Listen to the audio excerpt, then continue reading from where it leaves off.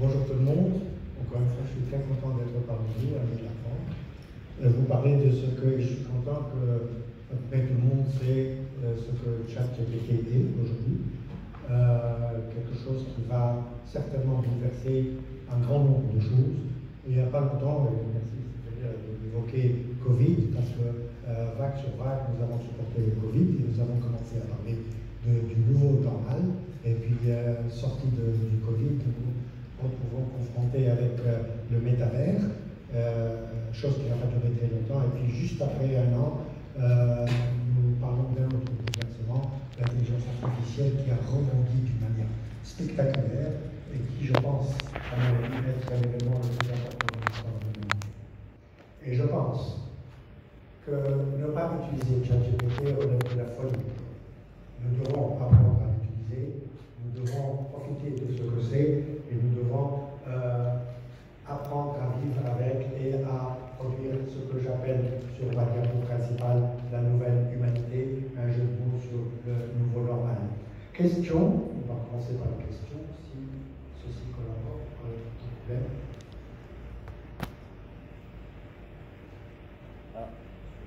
J'ai envie de passer à la nouvelle diapo. Voilà. La question que je pose, c'est est-ce qu'il y a une différence entre cet individu et il y a un problème de contact.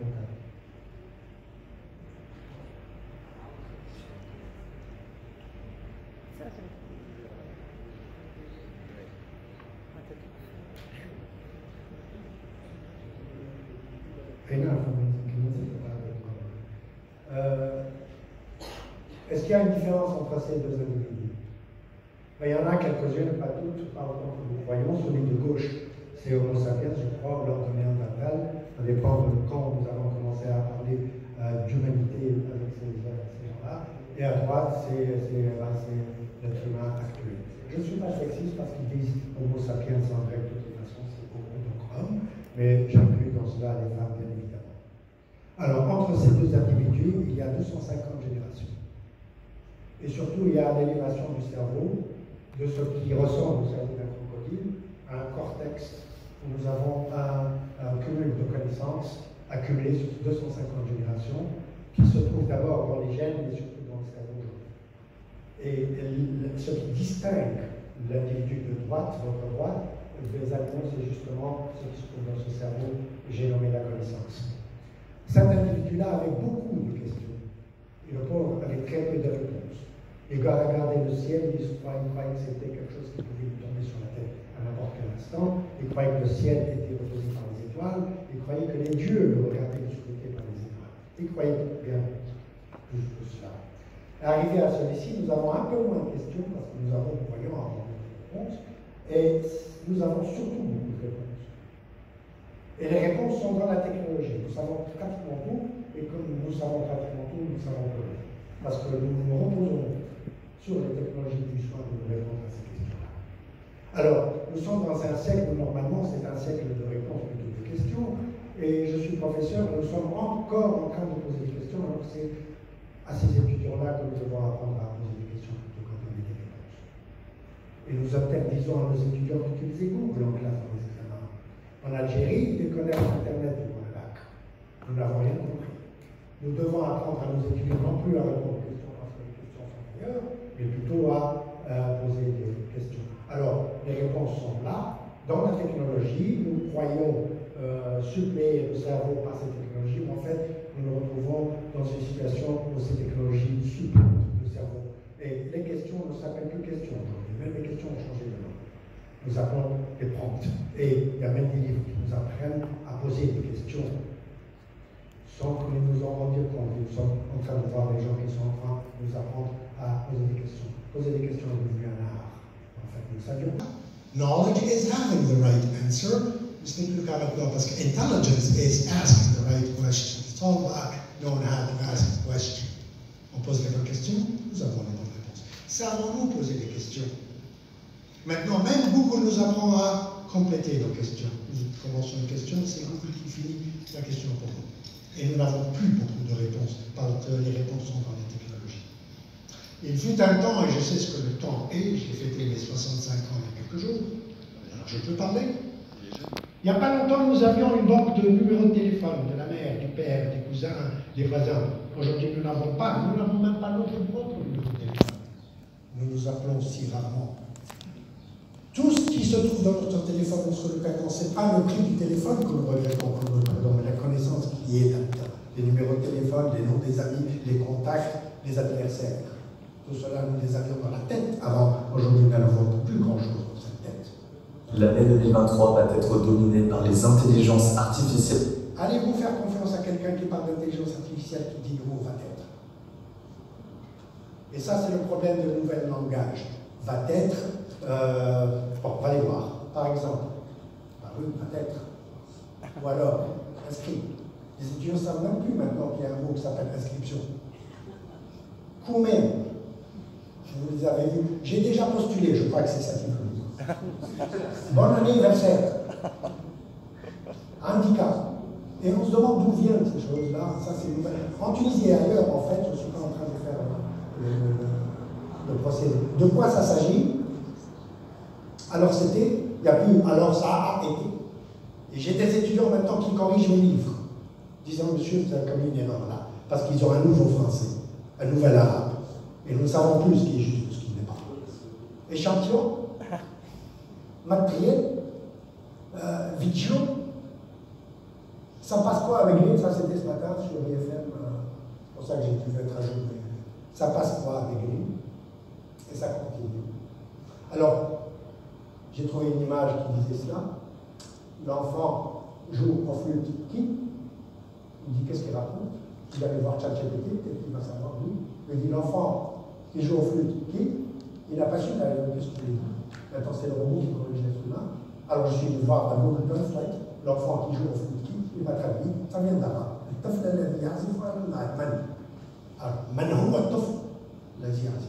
Donc nous sommes en train de prendre l'arabe, traduire mot pour mot, et nous pensons parler français. C'est les copies que nous corrigeons nous maintenant en français dans nos salles.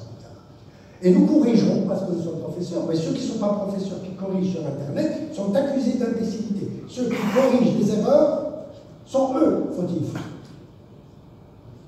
C'est donc corriger, faire des erreurs démocratiquement, parce que tout le monde fait des erreurs, est devenu normal, et corriger les erreurs est devenu une tare, qui s'appelle le syndrome de la pédanterie grammaticale. Comme GPS, comme la compris depuis syndrome. Quand on corrige des erreurs, c'est qu'on est malade. Une sorte de trouble obsessionnel compulsif. Il ne faut pas corriger les erreurs. Et c'est les erreurs que vous avez vues tout à l'heure sur Facebook. Je vais parler un peu de GRH, parce que voilà, les titres que nous avons, c'était chef du personnel quand j'étais jeune. Maintenant, c'est plus ça, c'est chef du personnel. Ou alors, chargé de recrutement, ou chargé de clientèle, c'est devenu chargé de recrutement, ou chef département, c'est chef département, ou chef service, tarpan, tarchage. Il n'y a plus de tar en panne, mais tombé en panne. Le 2, le en, le la sont en voie de disparition. Comme nous sommes en train de troquer les mots.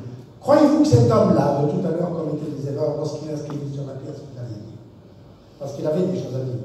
Lui est peut-être plus savant que nous. Parce que s'il court le risque de se couper un doigt avec le poinçon, c'est que ce qu'il dit, il pense, lui, que c'est important. Et je ne crois pas qu'il commettait des erreurs. Pourquoi? Parce que s'il commettait une erreur, il lui faudrait refaire toute la pierre.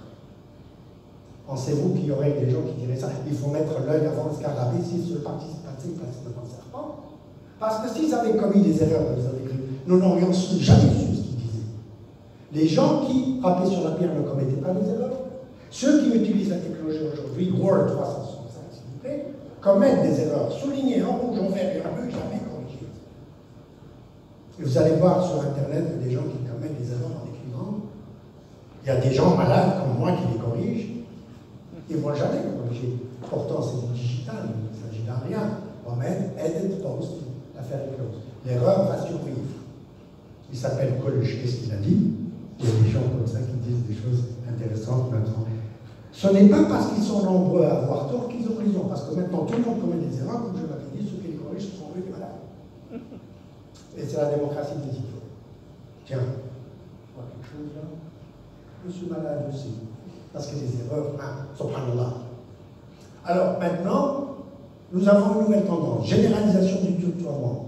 C'est incroyable le nombre de personnes qui me tutoient tout d'un coup, que j'ai jamais vu. Là, tout d'un coup, elle est un gosse de 12 ans, qu'est-ce que tu vas bien? La disparition des majuscules, même dans les noms propres. Regardez les adresses électroniques. La disparition de la ponctuation. Point, virgule, point, on ne sait même plus où on met l'espace avant, après, au-dessus, au-dessous.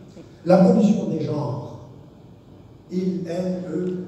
Maintenant, on ne dit plus mademoiselle, je me suis laissé entendre dire, je ne sais pas pourquoi. On dit monsieur, madame. Pourquoi? Parce qu'on dit monsieur pour le monsieur, alors on dit madame pour madame. Pourquoi toujours copier les hommes? On disait bien demoiseau avant. Alors on garde madame, mademoiselle, et monsieur demoiseau.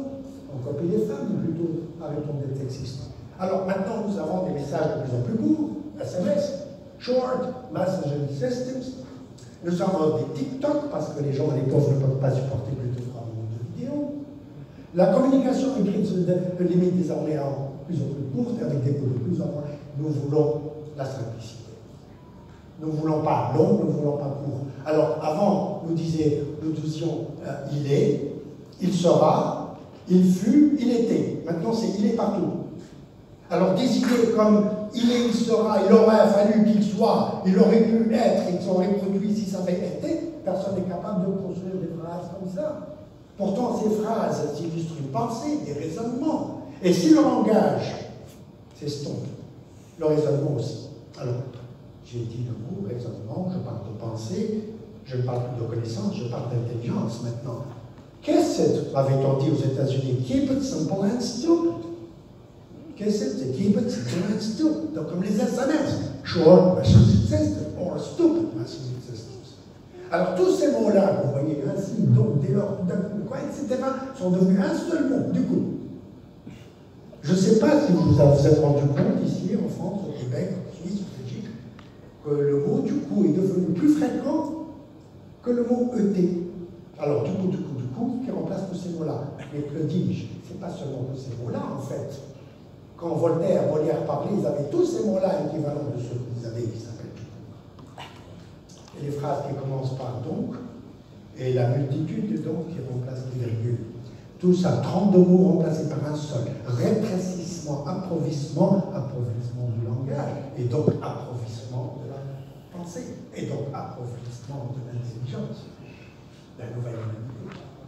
Alors, je ne sais pas si vous connaissez Anne Mangel, l'écrit des amis psychologues, des gens qui font des choses très intéressantes, qui ont comparé la façon d'écrire sur du papier et la façon d'écrire sur Internet.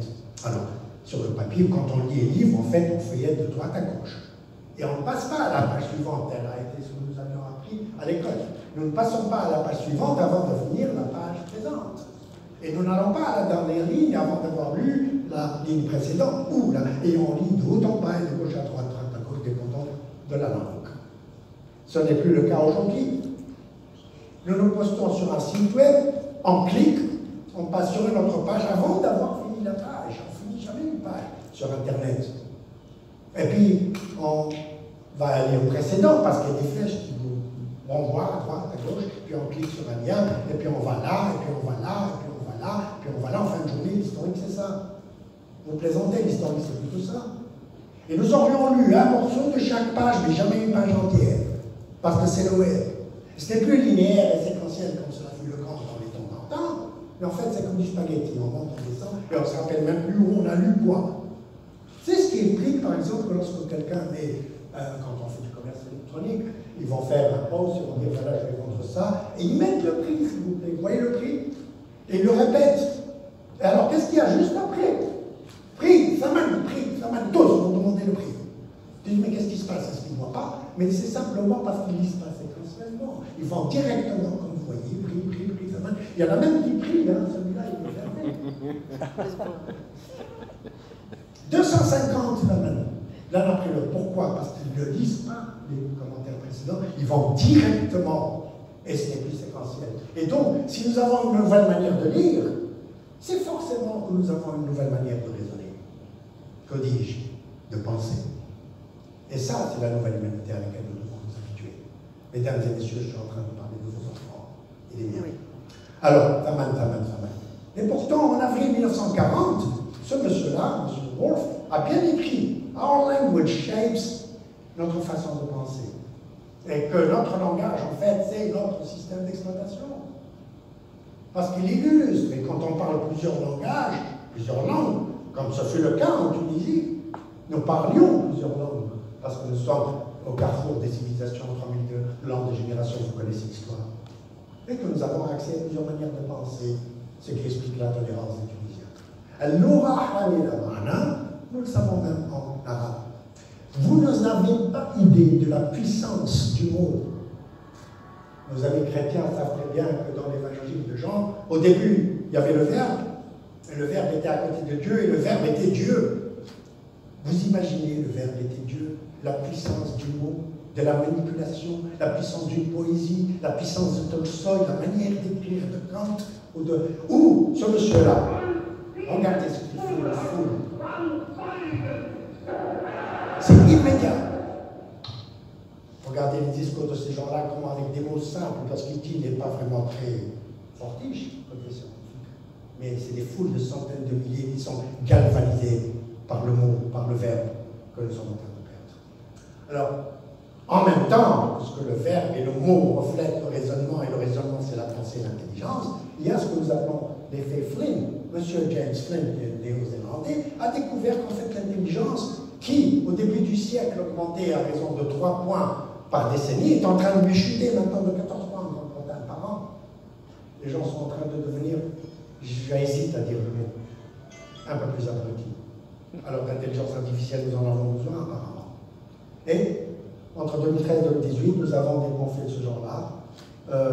On parle des jeunes là, mais en fait, il ne s'agit pas que ça qu'on veut. Millions and men are getting dumber by the year. Voilà, Dumb and Dumber, vous vous rappelez le film avec Danny DeVito et Arnold Schwarzenegger, et pourquoi pas en français? Bien, pourquoi le quotient intellectuel chute-t-il en accident, notamment en France et en Grande-Bretagne? Et il augmente en Asie. Alors, des articles comme par M. Calvi, par exemple, baisse du QI, appauvrissement du langage et ruine de la pensée. Il mâche facilement le monsieur. Plus le langage est pauvre et moins la pensée existe. Pensez-y, nous y sommes en plein. Alors, évidemment, vient là, ChatGPT, j'allais dire catastrophe, mais en fait, c'est la bouée de sauvetage. Pourquoi elle m'intéresse aujourd'hui? Parce qu'elle parle d'intelligence. L'intelligence artificielle, qui était supposée suppléer l'intelligence humaine, est en train maintenant de la supporter. Et en tant qu'enseignant, je suis en train de voir ça first hand. Je suis au premier loge. Alors, et on parle même d'intelligence réelle, puisque M. Ivanov ici d'Amazon a mesuré l'intelligence de ChatGPT, a trouvé que c'était en 80 points. Ça, c'est ChatGPT 3,5. Nous ne parlons pas de ChatGPT 4. Intelligence de quel étage parlons-nous? Parce qu'il y a toujours des gens qui me disent « Oh, ça dépend comment on définit l'intelligence. » Mais il y a 52 psychologues qui l'ont défini, l'intelligence, en 1994, dans le New York Times. Voici leur nom. On dit voilà, l'intelligence, c'est ça. C'est raisonner, c'est planifier, c'est résoudre des problèmes, c'est penser à ça, etc., etc. Est-ce que l'intelligence artificielle dont nous sommes en train de parler aujourd'hui est capable de ça? Oui. Selon M. Sébastien Pepin, français qui a été recruté par Microsoft, qui est le vis-à-vis d'OpenAI chez Microsoft, dit que ChatGPT est capable de faire tout ça. La dernière, c'est à peu près parce que l'apprentissage n'est pas en temps réel. C'est-à-dire que quand vous êtes en train de converser avec ChatGPT, il n'est pas en train d'apprendre là. Mais votre conversation est en train d'être enregistrée pour servir directement plus tard. Alors l'autre français qui, lui, la fierté, qui est le chef des projets AI, M. Yann Legrand, lui, il dit que non, raisonner, c'est pas... Mais en fait, on a oublié qu'en fait, ce que Sébastien est en train de dire, il parle de GPT-4, qui a été mis en service en avril. Ils sont capables de raisonner. Alors maintenant, on va dire encore une fois, oh, ça dépend de ce que vous voulez dire par raisonner. Oui, c'est vrai, il y a une différence entre penser et raisonner. La pensée est un processus mental qui n'utilise pas nécessairement la logique. Je suis là, je suis en train de rêver, je pense. Que fais-tu? Je pense. À quoi penses-tu? Je pense à ne rien penser. Ou alors, raisonnement. Le raisonnement, c'est quelque chose de beaucoup plus actif. C'est un étudiant dans une salle d'examen en train de résoudre un problème de maths. Lui, il raisonne, il ne pense pas. Et quand on dit que ChatGPT raisonne et qu'il ne s'agit plus de penser, l'intelligence n'est pas loin. Alors, on a posé la question à M. Vinton, Geoffrey Vinton, vous connaissez sûrement. C'est le parrain de l'IA, c'est celui qui a eu l'équivalent du prix Nobel de l'intelligence artificielle en 2018, et c'est celui qui a démissionné de Google. ont des différences artistiques. Et on lui a posé la question, parce que lui, s'il dit quelque chose, il veut écouter, il sait de quoi il parle. Et il enseigne l'intelligence artificielle à l'Université de Toronto maintenant. Il a 75 ans. Et on lui a posé la question. They're thinking. Yes, you could say that. I just did. Yeah. Is that accurate, though? It's independent thought in some respects? You might irritate some philosophers, but yes, I think they are thinking. They are thinking. Il parle des intelligences artificielles. Est-ce qu'ils sont en train de raisonner? Oui. Est-ce qu'on peut dire que oui, on vient de le dire.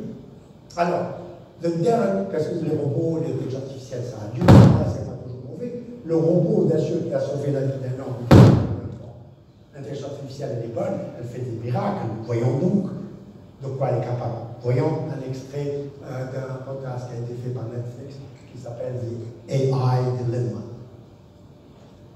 So here, they took human Est-ce qu'on peut augmenter? they stuck them into an fMRI machine, and they showed them images. And they taught the AI, I want you to translate from the readings of the fMRI, so how blood is moving around in your brain, to the image. Can we reconstruct the image then? You know, the AI then only looks at the brain, does not get to see the original image, and it's asked to reconstruct what it sees. Right? So when you dream, your visual cortex sort of runs in reverse, so this means certainly in the next couple of years we'll be able to start decoding dreams. C'est-à-dire que lorsque vous êtes en train d'observer quelque chose, l'IA peut pénétrer dans votre cerveau, analyser l'image qui est dans votre cerveau, et vous dire ce que vous avez vu sans qu'elle ait vu la même image. C'est-à-dire que, par extension, nous pouvons regarder vos rêves. Et vous rêvez quelque chose, vous l'oublierez, vous avez calculé, vous vous rappelez le matin, vous l'oubliez sinon, mais vous l'avez enregistré là, vous pouvez revisionner vos rêves. On peut se promener ça comme dans une réalité virtuelle ou multivers, ou peu importe, et expliquer les rêves, peut-être même un jour rêver sur commande. Alors, les modèles de langage ont leurs limites, bien évidemment, comme le nôtre. Ils peuvent fournir des réponses incorrectes, d'ailleurs c'est ce qu'ils nous disent dès que nous commençons à les utiliser. Ils ne comprennent pas ce qu'ils disent, ne croyez pas qu'ils sont fortiches en grammaire, pas du tout. Ce qu'ils sont en train de faire, c'est répéter ce que les meilleurs d'entre nous ont dit, un peu comme lui, la voix de son maître. Ils répètent comme un perroquet, tout simplement ce que les meilleurs d'entre nous ont dit, parce qu'ils sont en train d'accéder à ce qui a été enregistré dans Internet depuis 1960. Alors, zéro innovation, bien sûr. N'allez pas demander à ChatGPT ou espérer qu'il répondra à la question est-ce que Dieu existe. Il ne le sait pas plus que nous, parce qu'il reflète la connaissance humaine. Si la majorité, dont j'ai parlé tout à l'heure, la démocratie des idiots, pense que la Terre est plate, ChatGPT vous dira que la Terre est plate. Si la majorité croit que le monstre du Loch Ness existe, il vous dira que le monstre du... Et plus localement ici, il vous dira que c'est une réalité, comme certains d'entre nous pensent. Mais il ne sait pas dire je ne sais pas, ce qui, à mon sens, est la meilleure réponse absolument. Il faut dire je ne sais pas, même quand on sait. Parce que nous aurons confirmation de ce que nous savons, par défaut. Mais en Tunisie, tout le monde sait. C'est incroyable, je viens prendre le taxi avec ma fille, le type a savé ce que Kais Saïd avait dans la tête. Mon coiffeur, il est incroyablement doté. Je ne lui dis jamais que je suis professeur, mais lui devient professeur en système d'information, bon coiffeur. Ils n'ont pas un modèle adéquat du monde réel, je ne sais pas comment signifier cela. ChatGPT ne sait pas ce que c'est un peu comme ce petit-là. Regardez-le, le pauvre. Il n'a aucune perception situationnelle, à défaut d'attention situationnelle. Il voit quelque chose, mais il ne sait pas la distance. C'est la même chose qu'il a dit maintenant avec ça. Et c'est grave, parce que nos étudiants ne savent pas, et ne savent pas que ChatGPT ne sait pas, même quand il leur dit quelque chose, parce qu'il ment. Alors nous savons tous au GH que plus on sait, moins on sait. Ça, c'est ce qui se trouve dans nos cerveaux. Ça, c'est des neurones qui sont en train de diminuer en contenu au profit de la machine qui, elle, est en train de monter en circuit. Et en rapidité et en nombre d'instructions par seconde. On parle d'intelligence plus maintenant on parle de super intelligence. Parce que la machine va devenir plus importante, plus intelligente, plus intelligente, plus intelligente, plus intelligente. À un moment, il y aura un différentiel entre l'intelligence artificielle et l'intelligence humaine, telle qu'il y en a une entre l'intelligence humaine et celle d'une fourmi. Nous avons 85 à 100 milliards de neurones dans nos cerveaux, la fourmi en a 250 000. Gardez ces proportions, elles seront bientôt appliquées sur nous. Parlant de super-intelligence, on va poser la question à celui qui a écrit un livre sur la question, M. Nick Bostrom, qui qui est professeur à Oxford, qui vient de cela, qui craignent ce qui va arriver avec l'intelligence artificielle si nous ne faisons pas attention. And what would superintelligence entail? What is it? Well, I define a superintelligence as any intellect that radically outperforms humanity in all practically relevant fields. So that would include scientific creativity, social skills, and general wisdom.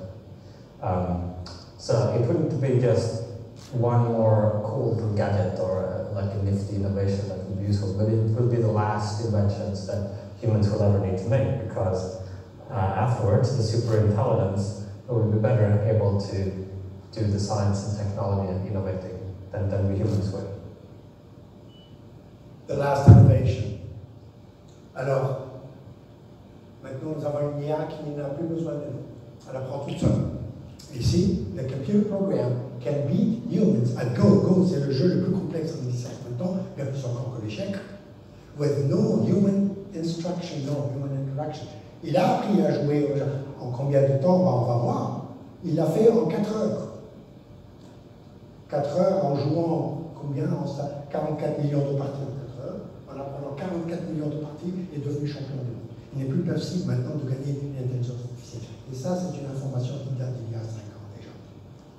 Ça a dû faire du chemin en tout temps. Alors, le plus grave, c'est qu'en avril, encore une fois, ChatGPT est intégré dans Snapchat. Ça, c'est un très grand événement, encore plus grand que la naissance maintenant. Pourquoi? Parce que qui est-ce qui utilise ChatGPT? 60% moins de 24 ans, 20% moins de 17 ans. Ils ont chat sur leur téléphone. Allez empêcher quelqu'un de manger du couscous s'il y a un couscous devant lui. Et dites-lui, est-ce que tu préfères prendre un hélicoptère et monter à la montagne ou marcher vers la montagne? Maintenant, tout le monde prendra un hélicoptère, nous ne marcherons plus à la montagne. Cela, maintenant, si on leur pose la question, jeune homme, 2 plus 2, ça fait combien? Vous n'aurez pas la réponse. Ne m'intéresse pas, je cherche un logiciel, c'est un peu la calculatrice. 7 fois 9, personne ne répondra à cette question aujourd'hui. C'est dommage. Et nous avons ces gens-là, regardez, ça a l'air de faire rire les gens. Moi, ça me fait de la peine que dans une salle de classe, tout le monde est en train de chercher le moyen de frauder, de fausses copies. Et on nous reproche de bien surveiller, parfois même l'administration. Alors évidemment, nous avons ChatGPT. Qu'est-ce qu'ils vont faire les étudiants? Qu'est-ce qu'ils vont faire? Ils vont manger le couscous. En voilà une qui a circulé dans l'Internet, The 12th Night, qui vient directement. Alors, l'idiot, c'est qu'il a répété ce que ChatGPT lui a dit. Il dit, je suis désolé, j'ai traduit ici d'anglais, mais je ne peux pas faire le travail pour toi. Et l'étudiant a imprimé ça et donné au prof. Il dit, non, c'est pas possible, c'est possible. Voici un étudiant qui a plagié dans mon cours, l'un de plagiat dans mon cours, c'est 0,99. Mais ça se voit un plagiat. Alors, regarde ce qu'il a fait. Vous voyez ce qui est souligné là? C'est des liens hypertextes. Et il m'a donné une copie avec des liens hypertextes. Il était là en train de parler avec mon doigt. Je dis, pourquoi ça ne clique pas? Pour l'étudiant d'aujourd'hui, si c'est imprimé, c'est fini, c'est terminé. Il me donne une fleur avec des liens hypertextes, c'est l'impression directe du web, c'était amusant, mais on était à pleurer. C'est dommage parce que regardez, il n'y a pas si longtemps ce qui est moins 23 degrés, plus 17, moins 9, plus 24. 81. Ah oui. Nous faisons du calcul mental en fait. Ça, c'est plus possible maintenant. Alors, nous en apprenons de plus en plus, et plus on apprend, et moins on sait, plus nous savons, moins nous savons. Et maintenant, nous allons savoir moins. Parce que pas besoin, je couscous directement. Et nous allons ignorer plus. Et l'intelligence va être une denrée pas très chère. Parce que nous sommes capables de répondre à n'importe quelle question maintenant. Et ça va aller de ce cerveau-là à gauche à ce cerveau-ci. Pourquoi? Parce que là-dedans, nous allons avoir quelqu'un d'autre qui réfléchit à notre place. Pour le moment, c'est ChatGPT, ça va durer longtemps. Alors, où en sommes-nous maintenant? Là. Ça, c'est un extrait d'un film qui s'appelle L'Ours Noir. Et c'est fini comme ça. On se demande si le bus va balancer dans le ravin ou est-ce qu'il va être sauvé. C'est où nous en sommes maintenant. Vont-ils faire attention et prendre leurs précautions? Sinon, les générations futures seront les plus abruties de l'histoire. Et on va vous laisser là. Entre-temps, je lui dis, bon, il faut continuer. Quand les gens me disent arrête, Mohamed, il faut vivre son siècle. Moi, je suis un vieux, je ne sais pas ce que c'est vivre un siècle. J'observe de loin, j'ai du recul. Je dis bon, peut-être. Alors, qu'est-ce que. Alors, en classe, les professeurs, ça. Il y a toujours un étudiant qui va te dérailler le cours avec une question qui vient de nulle part. Il dit tiens, ChatGPT va s'occuper de celui-là. Alors, par exemple, on va voir un étudiant qui me dit est-ce qu'on peut utiliser Bluetooth dans le désert? Alors, ChatGPT est là, parce qu'il est dans mon ordinateur, et je lui pose la question. Bonjour, Chat. Bonjour. Comment puis-je vous aider aujourd'hui? Est-ce qu'on peut utiliser le Bluetooth dans le désert? Oui, en théorie. Il est possible d'utiliser le Bluetooth dans le désert. Je vous remercie pour votre attention.